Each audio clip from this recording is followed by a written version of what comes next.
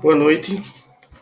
Hoje é 19 de junho e eu vou apresentar o tema que ficou para sob minha responsabilidade do grupo formado por minha pessoa, por Adilson Severino de Souza, Alexandre Neves de Almeida e José Morgan Gomes de Souza, relativo aos novos direitos e às gerações dos direitos fundamentais. O seminário apresentado na disciplina de Direitos Fundamentais, Acesso à Justiça e Novos Direitos, ministrado pela professora Thais de Mello Gayam.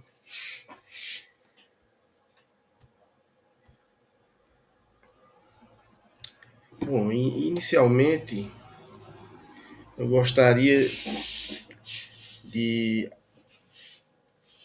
de apresentar o conceito que eu achei interessante e foi encontrado em um dos artigos que a professora disponibilizou.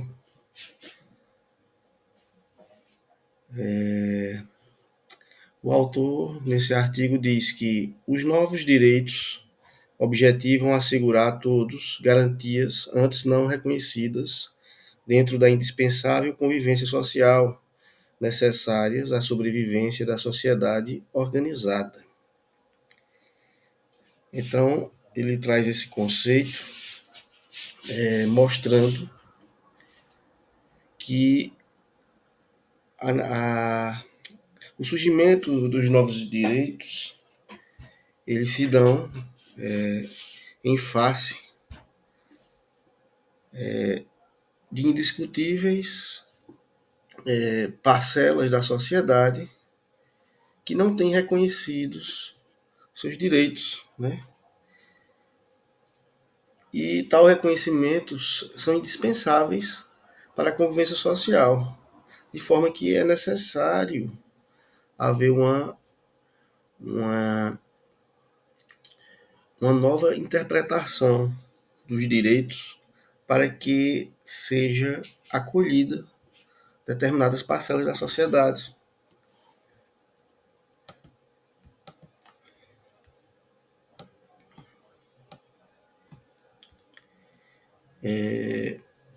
Cada época reproduz uma prática jurídica específica vinculada às relações sociais e às necessidades humanas, né?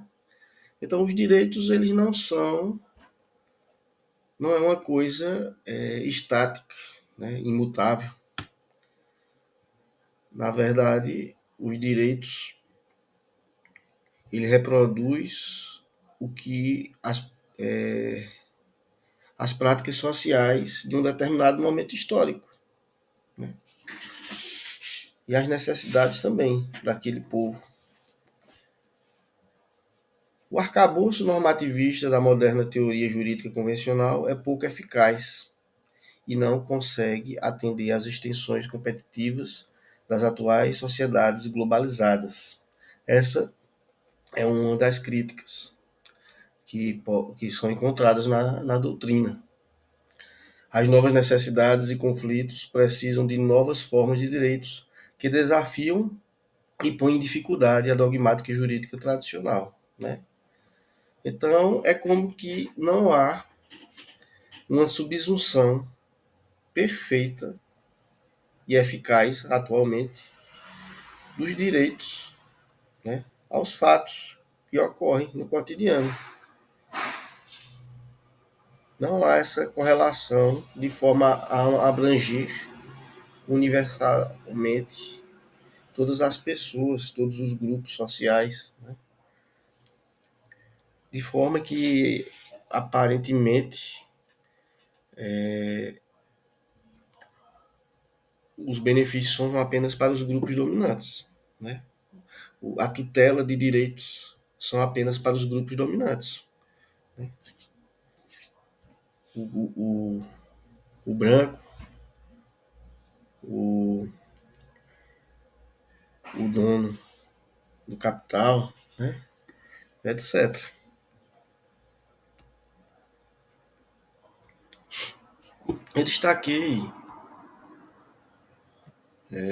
esse trecho desse doutrinador Walkman, que eu achei bem interessante. Constata-se que o projeto da modernidade europeia está em crise. Vive-se o deslocamento de modelos de fundamentação e a transição para novos paradigmas de conhecimento, de representação institucional e de representação social.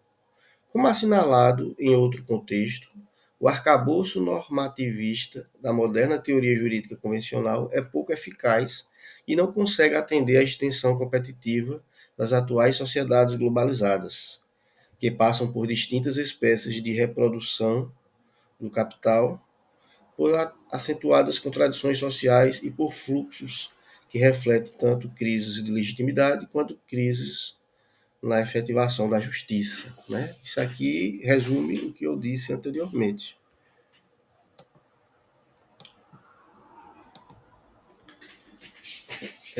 Em função de tudo isso que eu relatei, né, há uma crítica ao modelo linear das gerações ou dimensões dos direitos fundamentais. Né? O estudo desses novos direitos relacionados às esferas individual, social, meta-individual, bioética, ecossistêmica e de realidade exige pensar e propor instrumentos jurídicos adequados para viabilizar sua materialização e para garantir sua tutela judicial, seja por meio de um novo direito processual, seja por meio de uma tutela geral das ações constitucionais. Né? Então, há uma crítica moderna sobre essa inconsistência, né? Esses direitos que foram divididos em gerações, primeira, segunda, terceira, quarta e quinta gerações, ou dimensões, né? E não como se fosse um processo cumulativo, né? Sucessivo e cumulativo de evolução de direitos, quando na realidade não é isso. Né? Até mesmo a distinção em dimensões, né? Traz essa característica como se fosse algo cumulativo, né? E não é. A doutrina, em especial por, por lição de Valber Agra, né? Faz uma predileção pela terminologia de dimensões e não gerações, porque geração, ele diz que geração de direitos fundamentais seria como a próxima geração superou os direitos anteriores. E isso não condiz com a realidade. Mas essa. E dimensões seria mais adequado, segundo ele, né? Dimensões, porque dimensões isolaria esses direitos de forma autônoma. Né? Contudo, essa crítica mais moderna, né, critica esse modelo linear. Os direitos fundamentais eles não são uma construção sucessiva e cumulativa. Né? Na verdade, eles são direitos que existem e se adaptam à modernidade, né? À contemporaneidade daquele, daquela, daquele povo que demanda das tutelas. Né? Em face da universalidade e da ampliação desses novos direitos, objetivando precisar seu conteúdo, titularidade, efetividade e sistematização, um certo grupo de doutrinadores tem consagrado uma evolução linear e cumulativa de gerações sucessivas de direitos. Né? Isso é o que nós estamos a criticar. Em uma época, há direitos absolutos e específicos, impondo-se ideias de direitos relativos e que nascem em qualquer momento, enquanto necessidades ou exigências valorativas. Na verdade, é isso que acontece. Né? Direitos, ideias de direitos relativos nascem em qualquer momento, enquanto necessidades e exigências as demandam, né? Os direitos civis, políticos e sociais que se constituem presentemente não possuem o mesmo conteúdo ou significado histórico de quando foram reconhecidos e positivados no século XVIII e XIX e nas primeiras décadas do século XX. Né? Isso é uma constatação que nós estamos, inclusive, observando de forma mais,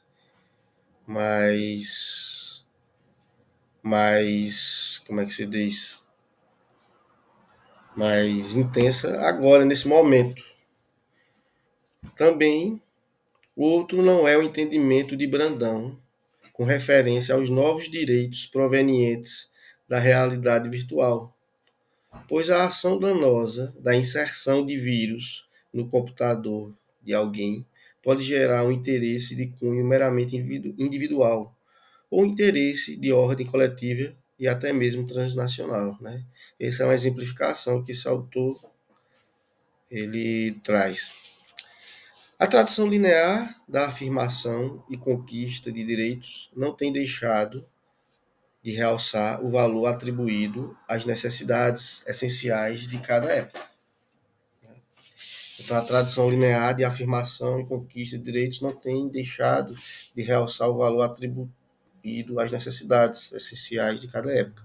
Assim se explica a razão da priorização de necessidades por liberdade individual na Europa Ocidental do século XVIII, de necessidades por participação política no século XIX e por maior igualdade econômica e qualidade de vida no século XX. Está vendo que ele mostra aí a cada época houve uma necessidade, né, de forma a adequar os direitos fundamentais, né, a adequar, eu diria ainda mais, torná-los válidos, né, pois essa é uma necessidade da sociedade da época. Novos direitos, como a afirmação de necessidades históricas na realidade e na pluralidade dos agentes sociais que hegemonizam uma dada formação societária. As situações de necessidade e carência constituem a razão motivadora